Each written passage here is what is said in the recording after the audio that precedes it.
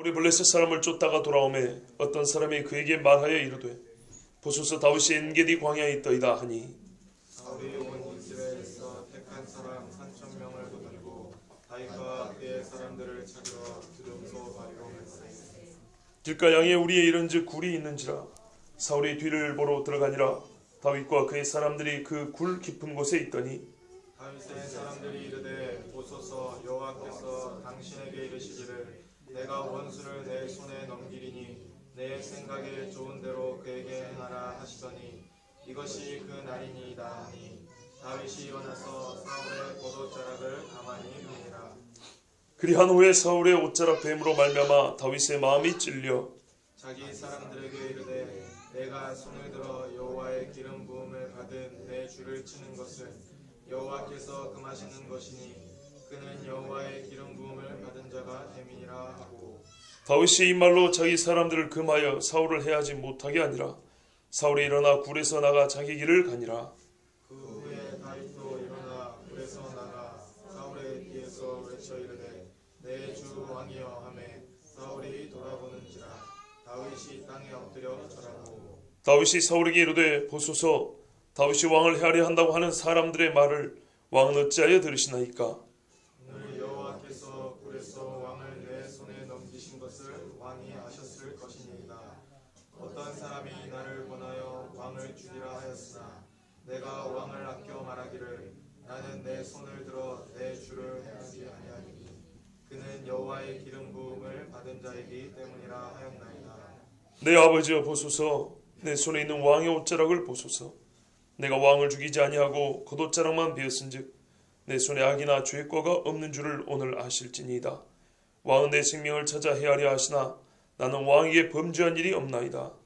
여호와께서는 나의 왕 사이를 판단하사 여호와께서 나를 위하여 왕에게 보복하시려니와 내 손으로 왕을 해하지 않겠나이다. 이에 속담에 말하기를 악은 악인에게서 난다 하였으니 내 손이 왕을 해치지 아니하리이다. 이스라엘 왕이 누구를 따라 나왔으며 누구의 뒤를 쫓나이까 죽은 개나 벼룩을 쫓음이니이다. 그런즉 여호와께서 재판장이 되어 나와 왕 사이에 심판하사 나의 사정을 살펴 억울함을 풀어주시고 나를 왕의 손에서 건지시기를 원하나이다 하니라. 다윗이 사울에게 이같이 말하기를 마침에 사울이 이르되 내 아들 다윗아 이것이 내 목소리냐 하고 소리를 높여 울며 다윗에게 이르되 나는 너를 학대하되 너는 나를 선대하니 너는 나보다 의롭도다. 네가 나 선대한 것을 오늘 나타내주나니 여호와께서 나를 내 손에 넘기셨으나 네가 나를 죽이지 아니하였도다. 사람이 그의 원수를 만나면 그를 평안히 가게 하겠느냐? 내가 오늘 내게 행한 일로 말미암아 여호와께서 내게 선으로 갚으시기를 원하노라. 보라 나는 내가 반드시 왕이 될 것을 알고 이스라엘 나라가 내 손에 견고히 설 것을 아노니 그런즉 너는 내 후손을 끊지 아니하며 내 아버지의 집에서 내 이름을 멸하지 아니할 것을 이제 여호와의 이름으로 내게 맹세하라 하니라. 다윗이 사울에게 맹세하매 사울은 집으로 돌아가고 다윗과 그의 사람들은 요새로 올라가니라. 아멘. 오늘 말씀 우리가 잘 아시는 바대로 하나님이 계획하신 목적에 적합한 인물, 바로 그 사람이 되기 위해서는 연단과 시련이 있고 인내의 시험이 있다. 그런데 그 시험은 하나님을 의지하면 이길 수 있고 하나님이 정하시고 기름 부음 받은 자를, 여기서는 다윗이죠. 다윗을 해하려고 하여도 하나님이 정하시고 살리고자 하면 사람은 절대로 그를 해할 수 없다. 크게 두 가지, 우리가 하나님이 그의 택하신 자를 어떻게 훈련시키는가, 우리가 어떻게 그 인내의 시험을 견뎌내야 되는가. 두 번째는 하나님께서 정하신 그 사람은 하나님이 어떻게 보호하시는가, 그 약속을 하나님이 보존하시는가. 우리가 성도가 예수 믿고 천국 가는 것도 하나님께서 부르셨지 않습니까? 예, 아버지께서 아시고 이끌어 주신 자는 내가 하나도 잃지 아니하였나이다. 주께서 어떻게 잃지 아니하시는가. 하나님께서 잃어버리지 않습니다. 우리가 하나님을 잃은 게 아니라 그것을 보여줍니다. 하나님의 신실하심. 그리고 그 하나님의 신실하심을 믿는 사람, 즉 다윗처럼 우리 역시 하나님의 그 신실함을 붙들고 살아가리이다. 하나님이 우리를 보존시켜 주시지만은 우리는 하나님의 손을 붙잡는, 이것은 우리의 마음에 있어야 될 것입니다. 그것을 우리는 쉽게 올 수가 있습니다. 어렵지 않게 발견할 수가 있습니다. 그러나 오늘 저는 우리가 익히 잘 아는 이 말씀을 통해서 또 한 가지 더 지금 드린 이 말씀에 덧붙여서, 이건 본문에 분명히 있는 사실이니까 거기에 더하여서 과연 우리 마음, 그리고 사람의 자유의지라는 것, 이건 참 어려운 이야기입니다. 그러나 이 주제를 좀 함께 연관지어서 오늘 말씀을 좀 듣고자 합니다. 즉 다윗과 사울의 속마음은 어떠했는가, 그들의 뭐랄까요, 품고 있는 속뜻이 아니라 그들이 어떤 생각을 할 수밖에 없는 마음의 토양, 기본 바탕, 어떤 차이가 있었는가, 이것이 사람으로 하여금 어떤 결정을 하게 만드는가, 이것이 얼만큼 궁극적으로는 사망과 생명으로 갈리게 하는 결정타가 되는지, 사람의 마음이라는 것이 얼마나 결정적인지, 그것을 오늘 말씀을 통해서 보고자 합니다. 이것은 제가 주제를 정해서 말씀을 끼워 맞춘 것이 아니라 말씀을 읽다 보면 나오는 주제인데, 우리가 흔히 우리 생활에 적용을 많이 하다 보니까 하나님의 사람이 연단이 있다, 하나님이 지켜준다, 누구도 손 못 댄다, 끝까지 버텨보자, 이런 식으로 간단하게 그냥 넘어간 것이 문제지, 사실은 오늘 본 말씀 안에 우리 인간의 깊은 내면에 대해서 깨달을 수 있는 것들이 있습니다. 자, 말씀을 보겠습니다. 사울이 본래부터 다윗을 쫓았던 사람입니다. 그런데 거의 다윗을 포위하여서 잡을 뻔했었어요. 이 앞에 오면 갑자기 그럴 때 그 결정적인 순간에 블레셋이 쳐들어왔다는 소리를 들은 겁니다. 그래서 부하들을 데리고 이제 블레셋과 싸우러 갑니다. 싸움이 끝난 다음에 쉬지도 아니하고 누군가 또 아주 충성스러운 사람이 있었는가 보죠. 다윗이 저기 어디 있냐, 엔게디 광야에 있다이다. 엔게디 광야라는 말은 야생염소, 들염소가 사는 땅, 이런 뜻입니다. 매우 척박하고 산지대입니다. 염소는 평지도 가지만요, 양은 바위길을 못 가지만 염소는 바위를 탑니다. 저희 시골에도 보면 바닷가 그 절벽에 염소는 타고 다녀요. 풀 뜯어 먹습니다. 자, 이 야생 염소가 사는 황무지요, 바위투성인 이 산에 다윗이 숨었습니다. 그러니까 바위들이 있다 보니까 굴도 꽤 많았어요. 그러니까 굴 어딘가 이제 숨어 있다는 얘기죠. 그래서 다윗을 찾는다고 쉬지도 않고 3,000명을 데리고, 정예의 병사 3,000명을 데리고 와 쫓아옵니다. 다윗이 아무리 싸움을 잘해도 어떻게 3,000명을 이겼습니까? 다윗을 따르는 자는 600명입니다. 5분의 1밖에 안 됩니다. 그리고 이 따르던 자들 중에 아직까지는 매우 그 전사적 기질을 가진 사람이 많지 않았습니다.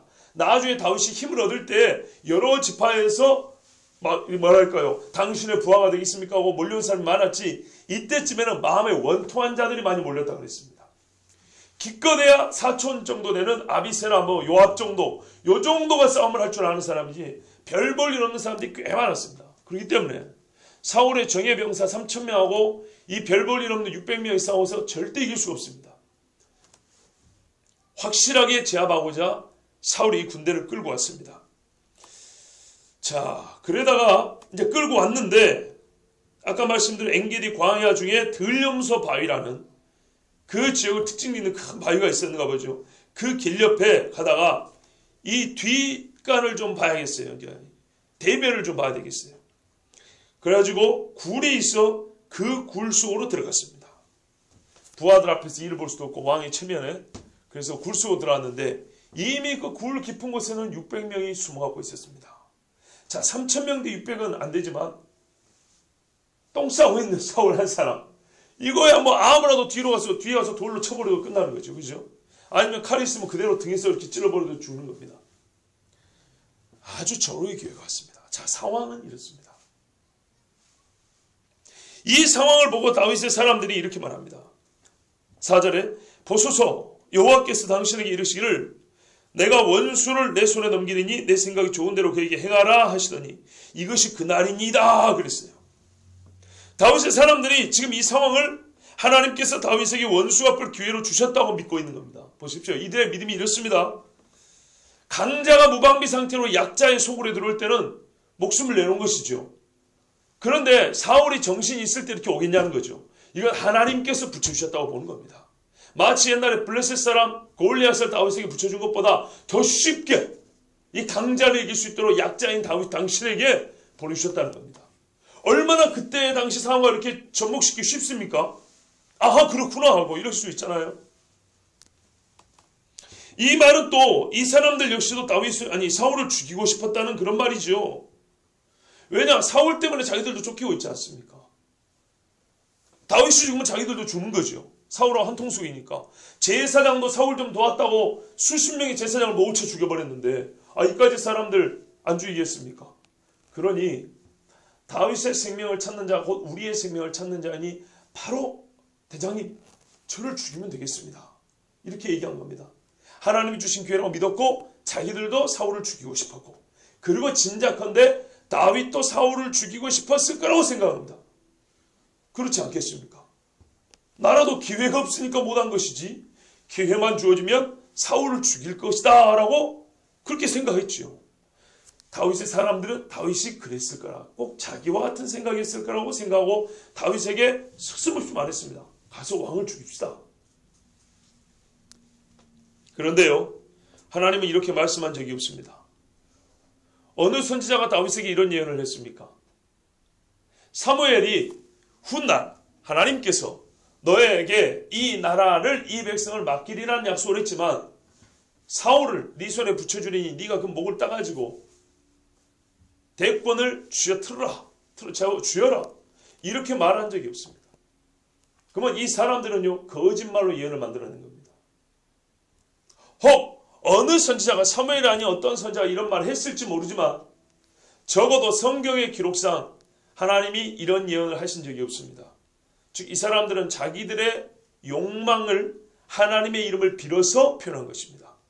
십계명에 내 하나님 여호와 이름을 망령되이 일컫지 말라 하는데 피 흘리기 위하여 하나님의 이름을 망령되이 일컬었습니다. 이보다 더 큰 잘못이 뭐냐 하면, 이보다 더 큰, 이만한 또 하나의 잘못인데 그것은 뭐냐면 하나님의 본성과 어긋나는 거짓 계시를 다윗에게 말했다는 겁니다. 보십시오. 내 생각에 좋은 대로 그에게 행하라 그랬어요. 4절의 가운데 부분 봐보십시오. 그래도 있죠. 내 생각에 좋은 대로 그에게 행하라. 그죠? 사사기 21장 25절에 그때 이스라엘에 왕이 없으므로 사람이 각기 자기의 속에는 옳은 대로 행하였더라. 이것이 사사시대의 영적 타락의 실상입니다. 하나님이 기름 부은 사울을 붙여주면서 네 마음대로 해치워버려라, 네 마음대로 해라, 이렇게 명한 적이 없습니다. 죽이라고 명한 적도 없거니와 죽이는 때와 어떻게 죽일지 그걸 네 마음대로 택해라 이렇게 말한 적이 없습니다. 그런데 이 사람들은 다윗의 마음을 부추기고 싶은 거예요. 하나님이 당신에게 붙여준 게 분명하니 이 다음 처사는 당신에게 달렸다는 거죠. 그래서 이거를 더 부추기고 싶어서 하나님께서 당신의 마음대로 하라 그랬습니다. 사사시대의 때국물이 아직 빠지지 않았습니다. 하나님은 이렇게 명한 적이 없습니다. 네 마음대로. 여기에는요 조금의 동정심도 없고요 인륜도 없어요. 아무리 그래도 그렇죠. 자기 왕을 똥 싸우는데 뒤에서 그렇게 비겁하게 뒤통수를 쳐 죽인다. 이거는 일반 전쟁에서도 그럴 일은 별로 없지요. 예. 사사시대의 영적 상태가 결론으로 제시되고 있습니다. 이 시간 하나님을 생각하지 말고 지금 여기서 당신의 마음이 이끌리는 대로 하는 것이 최상이라고 주장하는 것입니다. 이 정도 되면 하나님 생각할 거 없다는 거죠. 여러분, 상황이 호기가 오면 우리는 지레짐작으로 이게 하나님의 뜻이라고 단정을 해버립니다. 그 다음에 자기 마음대로 합니다. 첫 번째 뭐가 잘못이죠? 하나님의 뜻일지 아닐지 따져보지 않는 겁니다. 호기는 무조건 내가 그동안에 기도했기 때문에, 내가 원하는 소원이었기 때문에 하나님의 뜻이라고 단정시켜버린 겁니다. 그러면 안 되죠. 근데 이렇게 하고 나니까 그 다음 남은 거예요. 하나님의 뜻이 나에게 주어졌으니 이제 어떻게 해요? 여기까지 인도하신 하나님. 이제 마지막 내가 마무리만 하면 되죠. 이거는 자연스럽게 내 뜻대로 해도 된다고 생각하죠. 이미 거의 90%가 하나님의 뜻과 내가 일치됐으니까 나머지 10%쯤이야. 당연히 내가 어떻게든 하나님의 뜻과 일치할 거라고, 하나님의 뜻과 거슬릴 거라는 것을 염려도 안 해요. 걱정도 안 해요. 처음부터.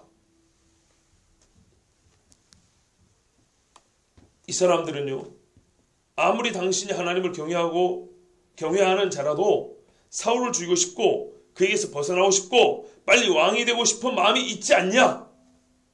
그러니까 우리도 그거 동의한다. 이거 우리 600명도 동의하니까 우리가 동의하니, 그리고 여기까지 사울이 온 걸 볼 때 하나님도 동의하는 것이니 쳐라, 이런 뜻입니다. 물론 다윗에게 이런 마음이 없었을 리는 없습니다. 분명히 존재했던 마음이지요. 여러분 같으면 안 그러겠습니까? 엘리야도 우리와 같은 성질을 가진 사람인데 다윗이라고 안 그러겠습니까? 다윗이 그리 고상한 인간이 아닙니다. 바세바를 강간하고 우리아를 죽게 만든 사람입니다. 사울은 살려준 사람이 우리아는 죽입니까? 이게 다윗입니다. 이게 사람입니다. 그러나 이 순간 다윗은요, 이때까지만 하더라도 그 여러 가지 욕구들이 있었어요. 여러 가지 하고 싶은 일이 있었어요. 여러 가지 욕망을 꿈틀었어요. 죽여버릴까? 내가 피 묻힌 거니까 내 부활을 시켜서 죽일까? 아니면 똥 쌀 때 치는 건 좀 미안하니까 적어도 똥 싸고 일어나서 굴에서 나가는 순간 뒤에서 화살 쏴버릴까? 아니면 살려줄까? 아니면 옷장만 좀 벨까? 여러 가지 생각들이 아주 복잡했습니다. 근데 사울에게 다윗은 결론적으로 뭘 했냐면 옷자락만 살짝 베었습니다. 자, 왜 옷자락만 살짝 베었을까요? 아니, 성경에서 그 근본적인 이유를 찾기 전에 왜 옷자락만, 우리가 흔히 무언가를 선택할 때 왜 선택을 합니까? 자, 짜장면집에 왔습니다. 짜장면 있습니다. 간짜장 있습니다. 삼선짜장 있습니다. 거기에 곱빼기까지 있습니다. 선택해보면 곱하기 6입니다. 자, 그런데 나는 그냥 짜장, 나는 간짜장, 난 짬뽕. 왜 그렇습니까? 왜 그렇게 선택을 합니까? 먹고 싶으니까요. 먹고 싶으니까 그런 겁니다. 뭐 어디에 조미료가 뭐더라고, 뭐가 뭐 단 것이 많이 들어가고, 모든 것을 고려한 최종 결론, 나 뭐가 먹고 싶어. 내 욕망이에요. 그러죠? 그래서 이걸 먹으면 안 될 것 같고 저걸 먹으면 안 될 것 같고 또 이것도 먹고 싶고 저것도 먹고 싶고 하나를 고를 수 있을 때 어떻게 해요? 최고로 먹고 싶은 거 고릅니다. 그 다음 먹고 싶은 거는 그 다음에, 또는 최고로 먹고 싶은 거 있는데 할 수 없이 두 번째 먹고 싶은 걸 고르는 경우도 있어요. 왜? 이걸로 나눠 먹어야 돼서 다른 사람을 배려하느라고. 그럼 뭡니까? 다른 사람이 없을 때는, 나만 생각만 할 때는 최고로 먹고 싶은 거, 제일 원하는 걸 하는 거죠. 다른 사람하고 나눠 먹어야 되는데 다른 사람이 그냥 짬뽕이 싫고 짜장이 싫고 간짜장이 먹고 싶대요. 그래서 내가 그를 배려해서 간짜장을 먹었어요. 그러면 한 몫이에요. 최고로 원하는 걸 한 거 아니잖아. 나는 짜장면을 먹고 싶었다며. 아니죠. 먹고 싶은 욕망보다 남을 배려하고 싶은 욕망이 더 큰 거죠. 이해되시죠? 엄마는 어느 날 짜장면이 싫다 했어. 옛날에 그 G.O.D인가 부른 노래가 있어요. 엄마 왜 짜장면 싫어요? 먹고 싶은데 돈이 없고 아들 생각하느라고. 먹고 싶은데 아들 생각한 마음이 더 큰 거죠. 우리 아들을 먹여야 되기 때문에 더 큰 거죠. 그래서 안 먹기로 결정한 거예요.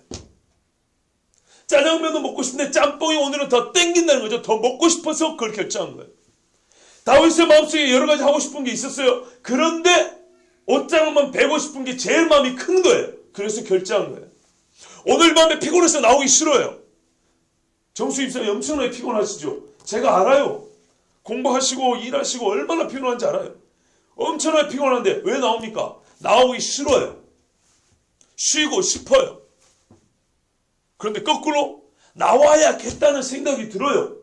이게 내가 자원에서 나올 거면 밖에서 압력을 넣고 뭐 체면이 어쨌든 간에 최종적으로 나가는 것이 제일 낫겠다라는 판단이 내리니까 나오는 거죠. 그렇지 않습니까? 그것입니다. 처음부터 자기의 기호에 맞았건 환경과 상황이 그랬건 내 감정이 오늘 좀 별났건 어쨌든 간에 우리가 하는 모든 삶의 결정, 선택은 그 순간 내 마음에 가장 하고 싶은 겁니다. 순교자가 목을 이제 지금 목이 잘리기 직전입니다. 살고 싶죠. 여러분 순교자한테 죽고 싶은 사람 어디 있습니까? 살고 싶어요. 죽기 싫어요.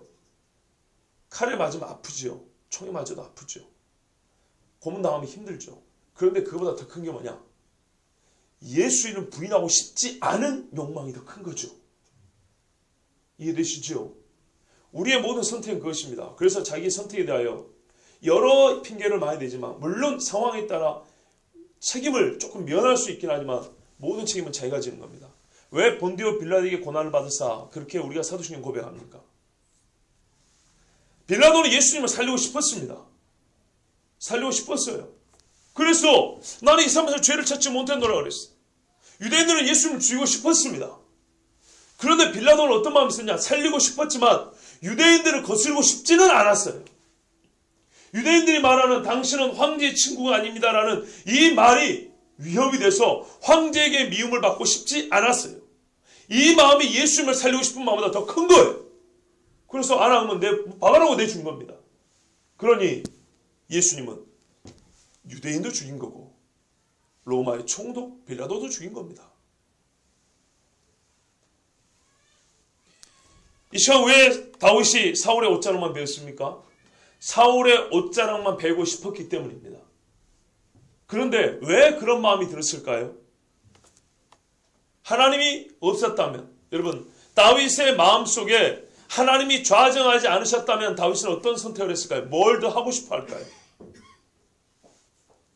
사울은 다윗이 죽이고 싶습니다. 때로 다윗을 살려주고 싶을 때도 있었어요. 때로 다윗이 이쁠 때도 있었어요. 근데 지금 이 순간 사울은 다윗을 죽이고 싶어요. 왜요? 뒤에 답이 나오지만 다윗이 미우니까요. 다윗이 왕이 될 것 같으니까. 그게 너무나 당연하게 보이니까. 그렇더라도 죽일 것까지 없지 않습니까?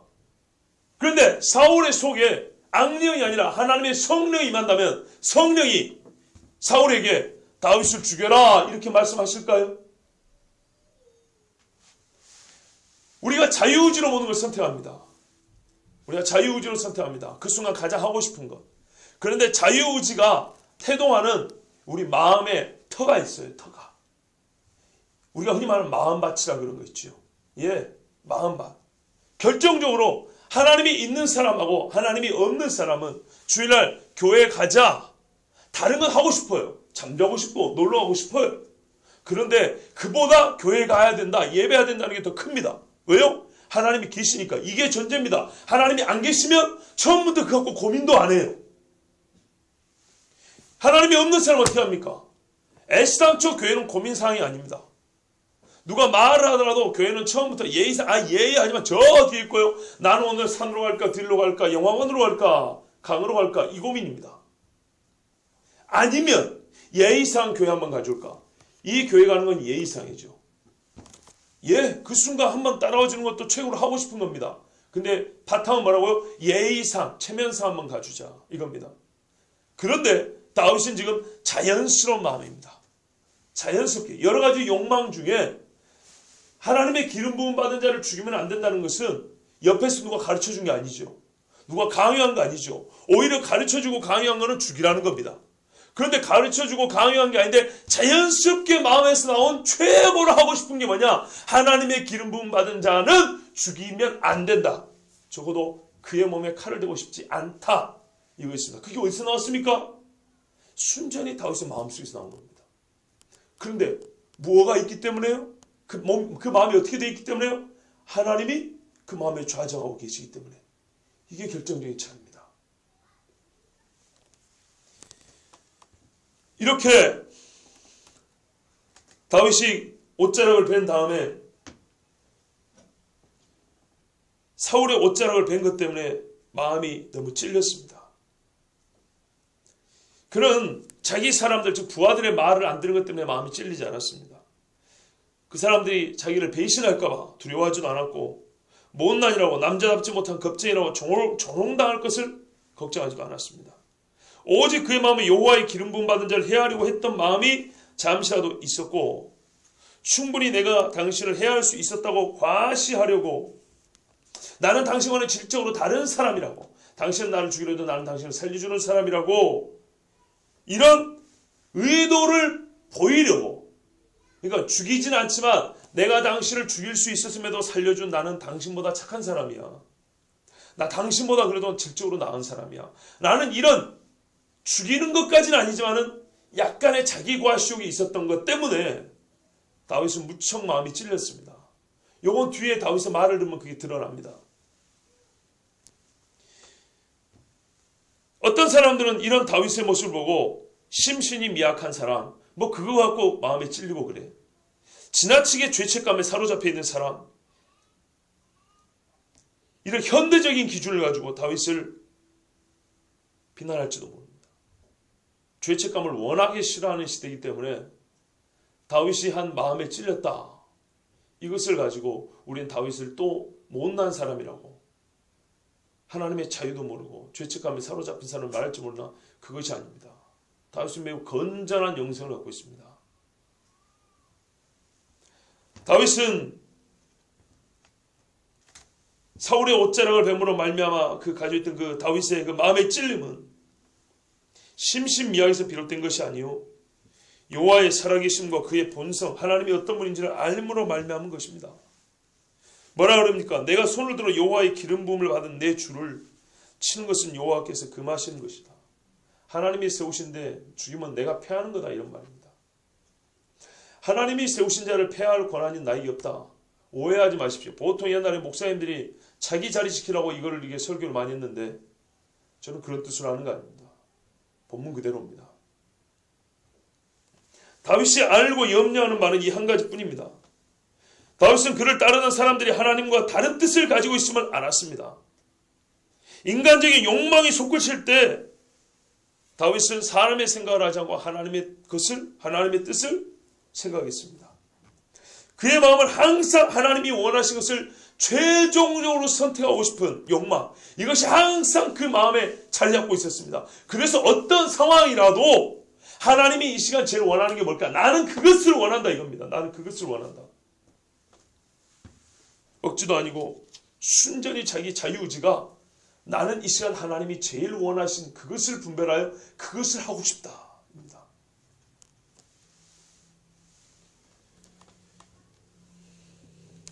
다윗의 자유의지는 그의 마음 상태, 즉 마음이 털을 잡고 있는 그곳에 의해서 추진력을 받고 선택을 했을 뿐입니다. 다윗은 사울을 살려주었고 그의 옷자락을 뱀으로 인하여 마음에 찔리기도 했지만 이것만으로 오늘 이 다윗과 사울의 만남을 정리할 수 없습니다. 왜냐하면 선한 행위라는 것은 본시 자기만 선하고 끝날 것이 아니라 악한 사람을 선한 길로 인도하는 데까지 이르러야 그 선이 더 바른 것이기 때문입니다. 여호와의 원하시는 것이 만약에 여기까지였다면 다윗도 여기까지 멈췄을 겁니다. 그런데 다윗은 살려준 후에 여호와의 원하시는 것은 이 땅에서 더 이상 피해림이 없어야겠다. 그래서 자기 악한 마음을 갖고 있는 사람들을 돌이켜주기로 결정을 했는데 첫째는 자기 부하들이었습니다. 자기 사람들을 금하여 사울을 해하지 못하게 아니라 금하여 이들이 다윗이 주저하는 것을 보고 적극적으로 나서서 내가 찔러 죽여버리겠다고 이렇게 나서는 혈기 있는 사람들이 더 있었을 것입니다. 다윗은 금했습니다. 그렇게 하지 마라 그랬습니다. 만약에 여러분 다윗의 부하들이 오늘 이때 다윗의 행실을 본받지 아니하고 혹은 다윗이 이들의 행실을 막지 아니하였다면 후에 다윗의 부하들은 다윗의 도덕성, 다윗의 정직함, 하나님을 경외하는데 신뢰감을 갖지 못했을 겁니다. 그리고 다윗의 사람들은 자기 주인보다 더 포악하고 악랄한 짓을 쉽게 저질렀을 겁니다. 즉 그들이 갖고 있는 힘을 자제할 줄 모르고 하나님의 뜻에 따라 사용할 줄 모르고 인간적인 뜻으로 사용하는데 익숙해졌을 겁니다. 이게 뭐가냐면 이 스위치 같은 거예요. 전기 들어오는 스위치처럼. 이거 한번 잘못하면 아니 사울을 쳤는데 그 다음에 누구를 못 치겠습니까? 사람의 마음은요 경사진 비탈길에 브레이크를 잠그지 않은 자동차 같은 거예요. 어느 쪽으로 경사를 지냐 해서 이게 브레이크 딱 놔버리면요 쑥 그리 떨어지게 되어 있습니다. 그래서 자기 사람들의 잔인성, 영적으로 하나님 앞에 옳지 못한 그런 판단 이런 것들을 바로 잡아주고 그 다음에 사울을 뒤에서 보고 외쳐 불렀습니다. 내 주 왕이여 이렇게 소리쳤습니다. 아무리 몰라도 소리친 그 말을 나이 먹은 사울이 들을 정도면 그렇게 멀지 않았다는 얘기고요. 사울의 사람들이 먼 길 오느라 말을 탔을 가능성이 큽니다. 다윗은 걸어 다녔을 거지만 적어도 사울과 그들의 부하 중 높은 장관들은 말을 탔을 건데 이 불러서 대답할 거리 정도면 충분히 쫓아서 죽일 수 있습니다. 그런데 다윗은 자기의 목숨을 잃을 것을 각오하고라도 꼭 알려주고 싶은 게 있었어요. 그래서 내 주 왕이야 소리쳤습니다. 그런 후에 사울이 놀라서 보면서 이놈의 새끼 하기 전에 딱 엎드려 버렸습니다. 얼마나 지혜로운지 모릅니다. 딱 엎드려서 절을 했습니다. 겸손의 표현이고요. 당신을 존중한다는 의미를 담았습니다. 이때 어떻게 되죠? 사울이 흠치고 깜짝 놀랍니다. 딱 보니까 자기가 아까 일보로 들어왔던 그 동굴 앞에 서 있단 말이죠. 그러면 벌써 상황 파악이 되죠. 그런데 자기를 죽일 수 있었는데 다윗이 나오자마자 자기를 주라고 부르고 왕이라고 부르고 엎드려 절을 한단 말이죠. 그냥 쉽게 가서 저놈을 죽여라 이런 수를 못하는 거예요. 그래서 이렇게 머뭇거리고 있는데 다윗이 말을 합니다. 공손하게 말합니다. 어찌 두 가지를 지적을 하는데요. 왜 왕은 다윗이 왕을 해하려 한다고 하는 사람들의 말을 듣습니까? 왜 왕은 있지도 않은 거짓말을 꾸며내는 사람들의 말을 듣습니까? 제가 만약에 왕을 죽이려 했다면 아까 굴에서 죽이지 않았겠습니까? 내가 그동안에 억울했는데 이제 내가 솔직히 말합니다. 나는 왕을 죽일 마음이 없습니다. 왜 나를 적대합니까? 두 번째입니다. 또 방금 굴에서 어떤 사람이 나를 권하여 왕을 죽이라 하였으나 나보고 왕을 죽이라 그랬습니다. 왕도 아실거니와 보통 이런 상황은 하나님께서 적군을 내 손에 붙였다 생각하고 처치할 권한이 내게 있다 하고 죽이는 것이 보통 있는 일인데 제 부하들도 저한테 그렇게 말했습니다. 그런데 저는 왕을 어떻게 했다고요?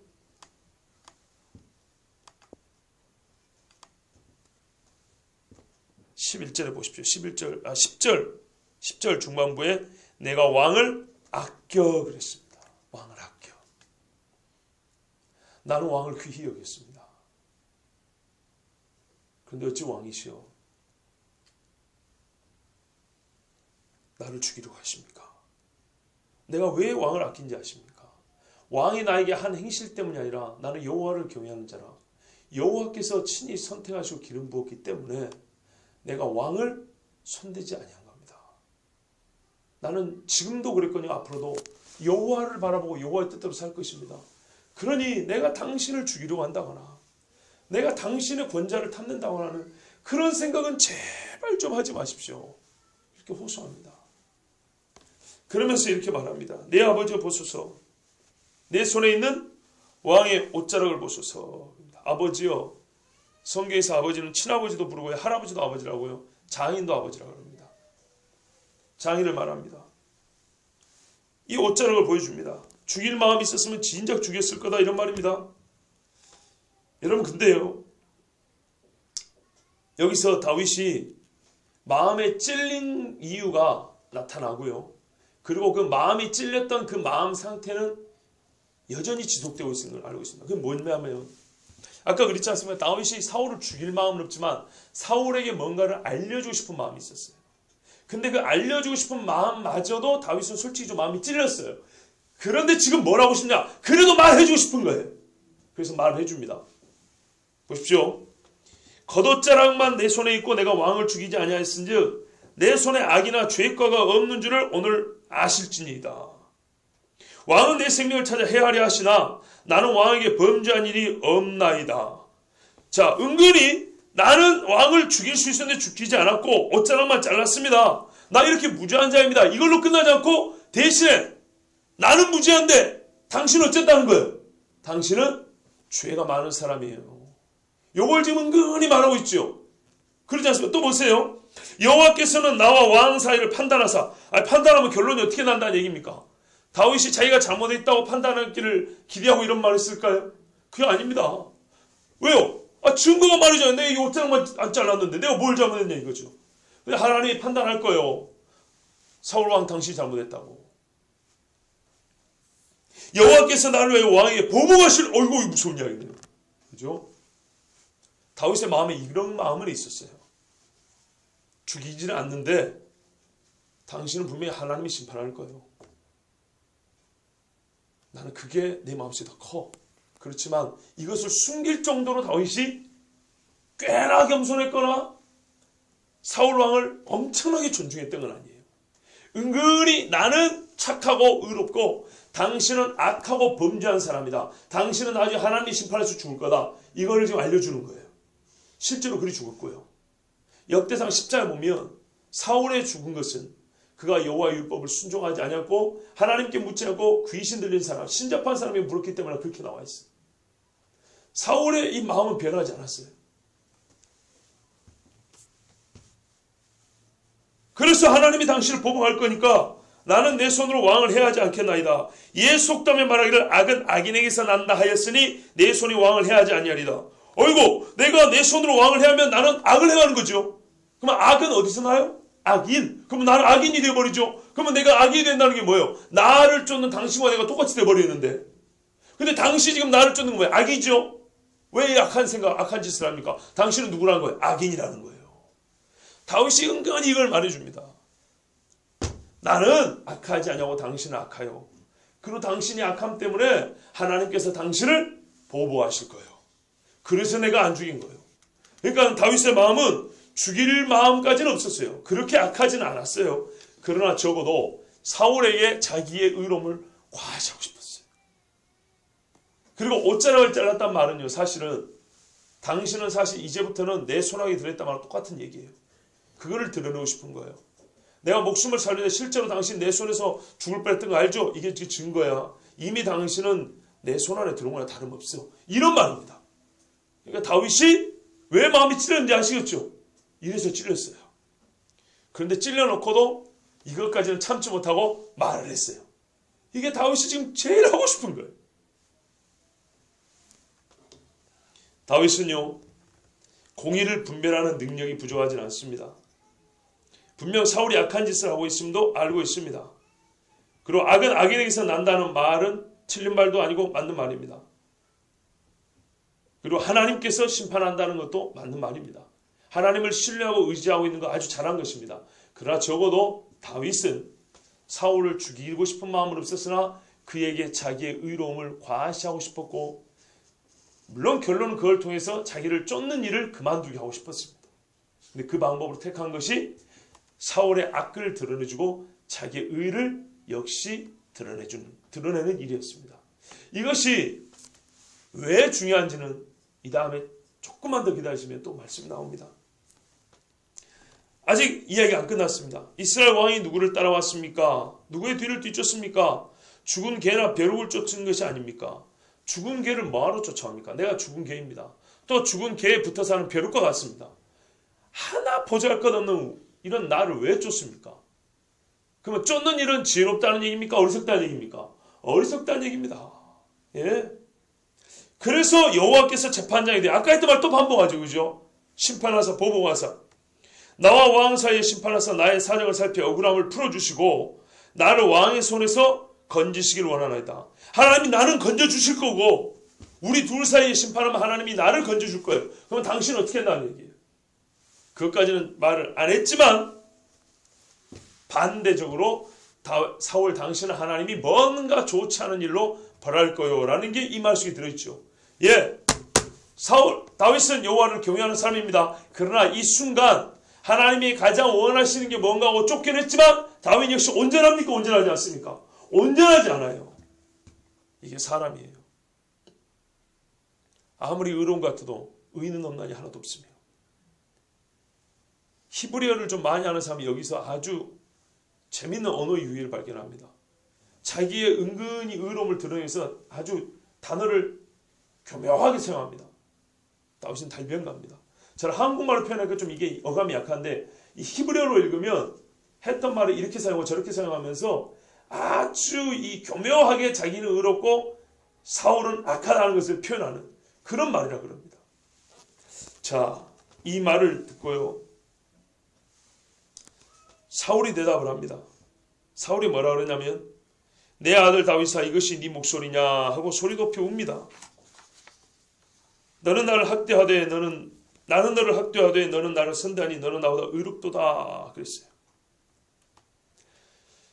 여러분 유다가 다말 자기 며느리를 가능한 다음에 나중에 며느리를 죽이려고 하다가 자기가 잘못한 게 드러났지 않습니까? 그때 이 며느리를 보고 뭐라 하냐면 그는 나보다 옳다 그랬습니다. 며느리 당신은 나보다 옳다. 그래서 자기가 잘못한 걸 시인했고요. 우리말하면 회심을 하게 됩니다. 유다가 그래서 변합니다. 자기 동생을 위하여 죽을 정도로 목숨을 내놓을 정도로 변합니다. 그런 말입니다. 사울이 하는 말이 나는 너를 학대했으나 너는 나를 선대했다. 네가 나보다 의롭다. 맞다 네 말대로 내가 죄인이고 네가 의인이다 이런 말입니다. 네가 나를 선대한 것을 오늘 나타냈으니 여호와께서 나를 내 손에 넘기셨으나 내가 나를 죽이지 아니했도다. 그래 맞다. 네가 나를 하나님이 손에 넘겼어도 안 죽였다. 세상 말로도 사람이 그의 원수를 만나면 그를 평안히 가게 하겠느냐. 어떤 사람이 원수를 그냥 가게 하는 법이 어디 있습니까? 죽이죠. 그런데 너는 상식에도 안 맞을 정도로 나에게 선을 베풀었다. 몇 번이나 반복해서 인정하는지 모릅니다. 대비되죠. 다윗은 의로운 일을 행하놓고도 그 의를 몇 번이나 반복해서 다 자랑을 했습니다. 과실했습니다. 사울은 자기가 지금 잘못하고 있는 걸 알고 잘못한 일을 대해서 몇 번이나 부하들도 다 듣고 보고 있는데 저쪽 600명 여기 3,000명 3,600명이 보고 듣고 있는데 왕이 자기가 쫓던 죽은 개 같은 다윗에게 하는 말이 네가 잘했고 내가 죄인이다. 네가 잘했고 내가 죄인이다. 맞다. 내가 죽어야 되고 네가 살아야 된다. 이걸 계속 말하고 있는 거예요. 네가 오늘 내게 행한 일로 말미암아 여호와께서 내게 선으로 갚으시기를 원하노라. 이게 사울의 고백입니다. 그런데 이 사울이 이 말을 할 때 어쩌냐? 소리 높여 울었다 그랬어요. 16절에 17절 소리 높여 울면서 이렇게 말을 했어요. 사울의 이 말은 진짜입니까? 가짜입니까? 진짜입니다. 이 순간 진짜입니다. 다윗은요 의를 행했지만 아주 계산된 화법으로 아주 교묘하게 계획된 단어를 선택해서 사울에게 당신은 악하고 나는 의롭다는 걸 말했습니다. 근데 사울이 행하고 있는 일은 근본적으로 악한 일이었지만 이 순간 사울이 다윗에게 보고할 때는 계산이나 계획된 단어와 용어를 쓴 게 아니고 그냥 있는 대로 가슴에서 나오는 그대로 말한 겁니다. 들어보면 그래요. 그냥 토로한 겁니다. 이 순간 악령이 떠났는지 어쨌는지 악령이 때 제정신이 아니잖아요. 제정신이 들어가지고 내가 지금 뭔 짓을 하고 있냐. 내 사위인 다윗이 내가 뭔 짓을 하고 있냐 하면서 뭐 울면서 이건 연기가 아니라 진짜로 진실하게 말하는 겁니다. 오히려 사울이 이 말에 있어서는 훨씬 더 순전합니다. 깨끗합니다. 그리고 묻지도 않은 것을 얘기합니다. 내가 왜 너를 쫓냐? 쫓은 이유에 대해서 말해줍니다. 누가 뭐라 생긴 게 아니고 사실은 밖에서 나를 모함해서가 아니라 내 속마음 때문이다. 보십시오. 보라 나는 내가 반드시 왕이 될 것을 알고 이스라엘 나라가 내 손에 견고해 설 것을 아노니 나는 네가 왕이 될 걸 안다 이거래요. 안다. 요나단이 이전에 다윗과 약속을 맺을 때 그랬어요. 우리 아버지 사울도 네가 왕이 될 것을 안다 이렇게 표현한 적이 있었어요. 사울이 이미 알고 있습니다. 다윗이 왕이 될 걸 알아요. 그럼 왕이 될 걸 아는데 어쨌다는 얘기입니까? 사울이 어쨌다는 얘기죠? 그게 싫었다는 겁니다. 그리고 무서웠다는 얘기입니다. 왜 무섭습니까? 그 다음에 보면 나오죠. 너는 그런즉 너는 내 후손을 끊지 아니하며 내 아버지의 집에서 내 이름을 멸하지 아니할 것을 이제 여호와의 이름으로 내게 맹세하라. 21절에 그렇게 있죠. 예, 보통 왕이 바뀌면 선대 왕이 다른 집안일 경우에 삼족을 멸하거나 귀족을 멸하거나 정치적인 보복을 하지 않습니까? 이것이 무섭다 이 말입니다. 그래서 사울은 자기 살았을 때 길을 쓰고 다윗을 죽이겠다 이렇게 마음 먹은 겁니다. 하나님이 다윗을 정한 줄 알고도 알았기 때문에 더욱더 알았기 때문에 여기에 항거하고자 한 것입니다. 자기 죽을까 봐. 사울은 적어도 하나님의 맹세가 변치 않고 반드시 이루어진다는 것을 알았습니다. 그는 불가능한 도전을 감행했습니다. 왜요? 다윗이 왕이 되는 것이 싫으니까. 왕이 되면 어떤 일이 벌어질 걸 예상한 것이죠. 나와 내 집이 멸문지화 다 죽을 거다 이렇게 생각하는 겁니다. 꼭 다윗을 자기처럼 생각한 것이죠. 그래서 사울은 다윗을 죽이려고 했습니다.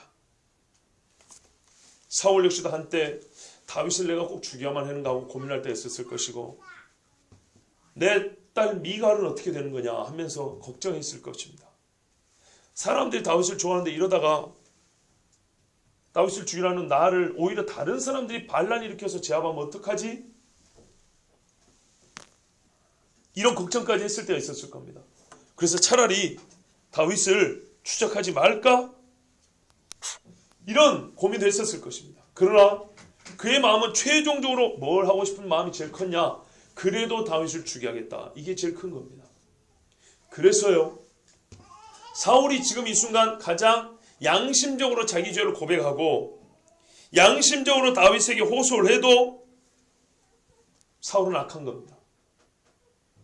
왜? 가장 큰 욕망을 따라 지금 계속 살아가고 있기 때문입니다. 다윗은 이 순간 잠시 자기 과시가 있고 사울을 정죄하는 마음이 있었지만 그래도 사울보다 다윗이 의로운 것은 그는 최종적으로 하나님이 가장 원하시는 것이 무엇인가를 분별하여 그것을 자기 최종 목적지, 행동의 결론으로 삼고 살기 때문입니다. 다시 한번 이 두 사람을 비교를 해드릴게요. 다윗은요, 오늘 이 사건이 사무엘상에 기록되어 있지만 이 순간 자기의 마음을 시편에 기록을 해놨습니다. 시를 썼습니다. 시편 57편에 보면 이렇게 기록이 되어 있습니다. 자기를 쫓는 사람들, 이 군박한 상황을 4절에 내 영혼이 사자들 가운데서 살며 내가 불사르는 자들 중에 누웠으니 곧 사람의 아들들 중에라. 그들의 이는 창과 화살이요 그들의 혀는 날카로운 칼 같도다 그랬습니다. 자기가 처해 있는 상황이 이렇다 이 말입니다. 그런데 이 상황에서 다윗은 누구를 바라보았냐? 무엇을 믿었냐? 1, 2, 3절은 그 앞에 이렇게 되어 있어요. 하나님이여 내게 은혜를 베푸소서. 내게 은혜를 베푸소서. 내 영혼이 죽기로 피하되 주의 날개 그늘 아래에서 이 재앙들이 지나기까지 피하리이다. 내가 지존하신 하나님께 부르짖으며 곧 나를 위하여 모든 것을 이루시는 하나님께로다. 그가 하늘에서 보내사 나를 삼키려는 자의 비방에서 나를 구원하실지라. 하나님이 그의 인자와 진리를 보내시리로다. 아멘. 다윗이 이걸 바라봤어요. 그래서 다윗보다 사울을 의롭다 하는 겁니다. 그런데요, 사울은 어떻습니까? 이 뒤에 오면 사울은 계속 다윗을 쫓습니다. 26장쯤에 가면 다윗이 사울을 또 살려주는 데가 나옵니다. 잠자온 데 옆에서 물병만 가져가는 그런 사건이 있습니다. 이 말은 사울이 끊임없이 다윗을 쫓았다는 말입니다. 여러분, 사울과 같은 이런 사람을 보고 알란 레드파스라는 사람이 이렇게 말했어요. 이 부분을 아마 잘 들어보십시오. 알란이라는 사람이 뭐라고 말했냐면요, 나는 이런 사람들이 두렵다 그랬어요. 사울 같은 사람입니다. 아까 분명히 사울은요, 진정으로 다윗에게 자기 잘못을 고백했습니다. 진정이었습니다. 그의 말에는 꾸밈이 없었고요, 그냥 나오는 대로, 속에서 나오는 대로 고백한 것이었습니다. 오히려 다윗이 더 계획된 말이었습니다. 그런데 이 알란은 뭐라냐면 나는 사울 같은 사람이 무섭다 그랬어요. 그 이유를 이렇게 말했습니다. 잘 들어보십시오. 즉 하나님의 왕국으로부터 멀리 떨어져 있지 않은 사람들 말이다. 사울은 하나님의 나라에서 멀지 않은 것처럼 보인 사람입니다. 즉 교회 밖의 사람이 아니라 이런 말입니다. 우리 식으로 말하면 교회 안의 사람들이 무섭다 이런 말입니다. 그들은 복음을 전하는 말씀에 쉽게 울고 십자가에 달리신 예수 그리스도 안에서 하나님의 사랑의 실체를 보았으며 자기가 살아온 죄 많은 인생을 돌아보며 자주 내가 어리석은 일을 하였으니 대단히 잘못되었도다 라고 탄식하는 사람들이다. 그럼에도 불구하고 그들은 교회 안에서 은혜의 말씀을 듣고 밖에 나온 지 채 5분도 안 되어 딴소리를 한다. 이러한 자들은 경건한 감정을 쉽게 저버리고 성령께서 가슴에 감동을 주셨음에도 과거와 같은 불순종의 삶을 계속 사는 사람들이다. 나는 이런 사람들이 진짜 무섭다 그랬습니다. 비견될 만한 일인지는 모르지만 어느 한 교회를 폄하하려고 한 얘기는 아닙니다. 유명했던 이야기에서 하는 겁니다. 한 20년 전에 20년도 더 됐죠. 한 25년도 더 거의 30년 전쯤부터 우리 한국에 소위 경배와 찬양이라는 이 찬양 집회 붐이 일어났습니다. 매우 좋은 운동이었습니다. 많은 젊은이들이 그때 신앙을 하나님 앞에 찬양하고 예배하고 기도하고 하는데 헌신을 많이 했고요. 그때 많이 변화를 받았습니다. 그런데 서민고에 있는 유명한 큰 교회가 있습니다. 여기서 목요일마다 경배와 찬양이 있었습니다. 그때 당시 사람들이 그 교회로 대부분 몰려들었어요. 다 아시죠? 온누리교회입니다. 온누리교회 목요 찬양이 있고요. 광성교회 있었고요. 은성교회 있었어요. 옛날에. 저는 지방에 있었지만 그들의 음반을 들을 때 수요일날 저기 여의도 순복음교회도 있었어요. 이런 각 대형 교회에서 하는 찬양 집회들이 매주 있었습니다. 지금은 선교단이 하지만 그때는 교회들이 했습니다. 그런데 많은 청년들이 온누리교회에서 하는 경배와 찬양을 목요일날 예배를 드리고 막 은혜 받고 막 난리가 났어요. 그런데 그 교회 앞이 버스 종점입니다. 혹시 가보신 분들은 알는지 모르지만 버스 종점이에요. 예배 끝나고 나와가지고 버스 타려고 박 터집니다. 싸우고 질서 어기고 막 뒤죽박죽 난립니다. 교회 문하고 그 버스 종류가 얼마 안 멀어요. 여기가 교회 현관입니다. 와, 오늘 은혜 받았고 뭐 성교사님 어쩌고 오늘 찬양 어쩌고 하나님의 임재가 어쩌고 막 이러는데 버스가 서 있는 거 막 달려가지고 막 비껴막 하면서 이러고 저러고 막 싸우고 난리 난 겁니다. 그 동네 아파트 주민들이 어쨌을까요? 저들은 오늘 뭐 한다고 교회 왔대? 이건 실제 있었던 일입니다. 자주. 그 동네 사람들이 그렇게 말했답니다. 우리나라에서 가장 경배와 찬양이 뜨거운 교회에서 그 교인들만 아니라 그날 모인 사람들, 그리고 특심이 열심히 특심이어가지고 저 멀리서까지 지방에서까지 올라온 사람도 있었는데, 그리고 와서 끝나고 갈 때 좀 기다리면 되고 걸어가면 되는데, 서빙고 역도 있는데 버스 탄다고 거기서 박 터지는 싸움이 벌어지고 말다툼이 있고 고성이 오가고 막 줄도 안 서고 뒤죽박죽. 그런 모습을 보면서 그게 아파트 단지란 말이에요. 그 옆이 아파트 주민들이었다는 거예요. 도대체 이해가 안 된다. 저 사람들은 뭐 하자고 오늘 밤에 저 교회에 몰려들었을까? 비단 그들만의 이야기가 아닙니다. 교회 안에서의 언어와 교회 밖에서의 용어, 언어가 완전 다른 사람들이 있어요. 쓰는 단어가 달라요. 눈빛부터 달라져 버려요. 이런 사람들이 무섭다고 하는 겁니다. 여러분, 사울이 무서운 겁니다. 다윗과 사울은 맹세하고 헤어졌습니다. 서로 해하지 않겠다. 다윗은 요새로 가고 사울은 자기 집으로 갔습니다. 그런데 왜 다윗이 집으로 안 가고 요새로 갔을까요? 사울이 여전히 변하지 않았다는 것을 다윗은 알고 있습니다. 그 순간 사울은 진심으로 다윗에게 말했습니다. 진심으로. 거짓이라고 말한 게 아닙니다. 그런데 그 진심으로 말했지만 깊은 곳에서 사울이 변하지 않았음을 다윗은 알고 있습니다. 그래서 사울은 다시 또 추격할 걸 생각하고 어디 깊은 요새로 숨어 들어간 겁니다. 그리고 아니나 다를까 사울은 다시 다윗을 쫓아 나왔습니다. 여러분, 왜 신약 성경에 지식에까지 새롭게 함을 입으라, 마음을 새롭게 함으로 변화를 받으라 이런 말씀이 있는지 우리 잘 한번 생각해 보셔야 됩니다. 우리 하나님의 말씀에 가장 쉬운 것조차도 잘 안 지키는 사람들입니다. 정말로 잘 안 지킵니다. 제 자신을 보니까 그렇습니다. 그리고 우리는 하나님께 진짜 별로 관심이 없는 사람들입니다. 하나님의 뜻에 별 마음이 없습니다. 실제로 그렇습니다. 사실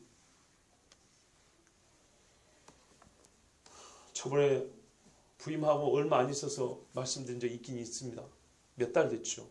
몇 달 된 이야기니까 오랜만에 다시 한번 말씀드릴게요. 솔직히 말씀드리면 저는 하고 싶은 대로 다 설교하지 않습니다. 여러분의 평균 연령이 30살만 아래 낮았으면 더 많은 얘기를 했을 겁니다.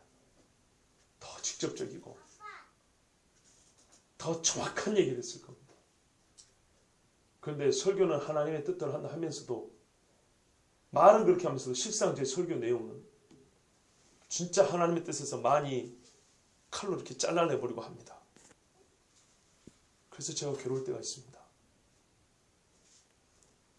적어도 인생을 산 연수를 볼 때 여러분이 저보다 너무 많이 사셨기 때문에 제가 차마 하지 못하는 얘기들이 많이 있습니다. 그것은 어떤 면에서 여러분의 불행입니다. 정말 꼭 해야 될 이야기 있고 젊은 사람들 같으면은 반드시 드려야 한다고 하려고 싶은 얘기가 있고 오늘 이 본문에서도 더 있습니다. 그러나 하지 못한 이야기들이 있습니다. 만약에 하지 못하는 것이 여러분 안타깝다고 생각하시면 죄송하지만 제가 사람의 나이로는 40도 안 됐지만 조금만 더 겸손해 주시고 조금만 더 열심을 내주십시오. 이 밤에 나오는 것은 기도하고 싶어서 나오는 줄 알면서도 한편으로는 의무로 나오는 것도 다 알고 있습니다. 누가 봐도 기도하고 싶은 열심을 가지고 나오는 그런 모습을 본다면 저는 부담 없이 더 적나라하고 더 정확한 말씀을 전할 수 있을 것입니다. 기도할 때도 어떤 때는 물론 피곤할 수도 있고 분위기를 사람이 안 탈 수는 없지만 너무 차이가 날 때가 많습니다. 억지 기도하고 자원에서만 할 때 기도하고 물론 은혜가 되면 할 수도 있습니다만 이게 편차가 있다는 것은 우리의 기본 신앙의 토대가 그렇게 높거나 견고하지 않다는 얘기입니다. 저는 그게 좀 아쉽습니다. 수요일과 금요일이 다르고 주일날 사람이 조금 10명, 10몇 명 더 모였을 때 다르고 이런 것은 옳지 않습니다. 한두 사람이 모여도 혹은 두세 사람이 모여도 이 예배당이 떠나갈 정도로 기도할 수 있습니다. 많이 춥고 많이 힘들어도 나와서 정신을 번쩍 차리고 하나님 앞에 기도할 수 있습니다. 억지로 나와가지고 겨우겨우 앉아있는 것처럼 물론 정말 삶이 고달프고 힘든 것을 압니다마는 죄송하지만 여러분보다 더 고생하는 분들도 자 받지 않겠습니까? 전 시골에서 큰 사람입니다. 농번기철에 8시까지 일을 하고 8시 반에 예배드리러 나옵니다. 새벽부터 나가서 매일 얼마나 힘들겠습니까? 그 노인들이.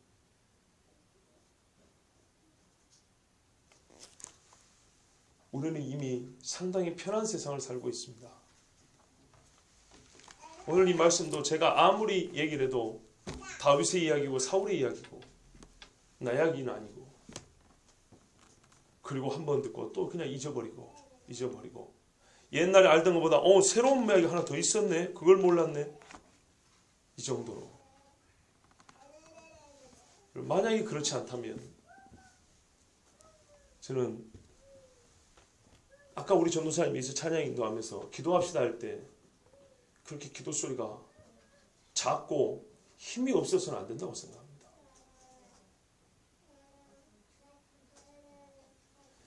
한 번을 기도해도 매번 큰 소리 하라는 얘기는 아니지만 전체적으로 여러분 분위기라는 게 있지 않습니까? 분위기라는 게 전체적인 분위기.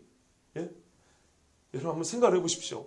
석 달 전하고 전체적인 분위기가 더 뜨거워졌다고 생각하십니까? 아니면 안 뜨거워졌다고 생각하십니까? 제가 보기에는 석 달 전이 더 나았습니다. 8월이 더 나았어요. 그렇지 않습니까? 사람 새로 와서 두 달, 석 달은 그 분위기 타가지고 쭉 올라가 나머지는 역시 똑같다. 죄송하지만 이 정도 마음가짐을요 30년 전 조용기 목사님마다 안 됩니다. 하나님 앞에 살고자 하는 열망이 있고 교회가 부흥하고 일으켜지고 싶은 열망이 있으시면 정말로 더 많이 하나님 앞에 사모해서 나오셔야 되고 기도해야 됩니다. 처음에 제가 와가지고 얼마 안 돼서 강권하에 데리고 오라 이 말에 제가 그렇게 나서 솔직히 너무 마음이 아팠어요. 미안했어요. 그런데 여러분 들리는 말씀 뭐였어요? 우리가 강권해야지. 마을을 부담스러워하거나 거부한 게 아니라 오히려 우리가 그러지 못했구나. 강권해야겠다. 막 이런 말씀이 오갔다 그랬어요. 얼마나 역동성 있고 좋았는지 모릅니다. 그런데 지금은 오히려 그냥 그런 것도 없이 뭐가 그렇게 평안하신지 가만히 그냥 가는 대로 이렇게 있는 것 같습니다.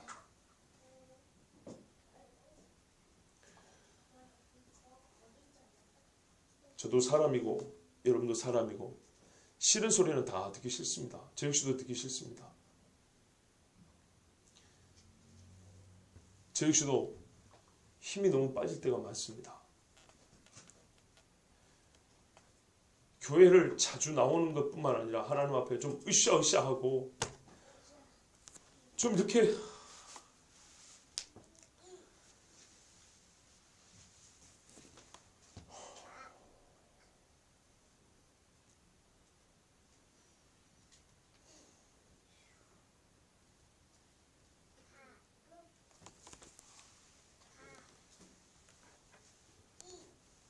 다 교회를 사랑하시는 분들인데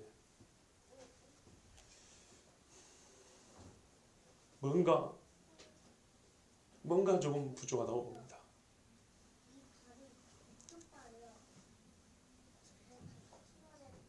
우리가 대형교회도 아닌데 왜 나 아니어도 누가 하겠지 이런 마치 그러신 것처럼 나 아니면 없어요. 우리 교회는 다 각자 그런 마음을 갖고 계셔야 됩니다. 나 아니면 없다고 생각하셔야 됩니다.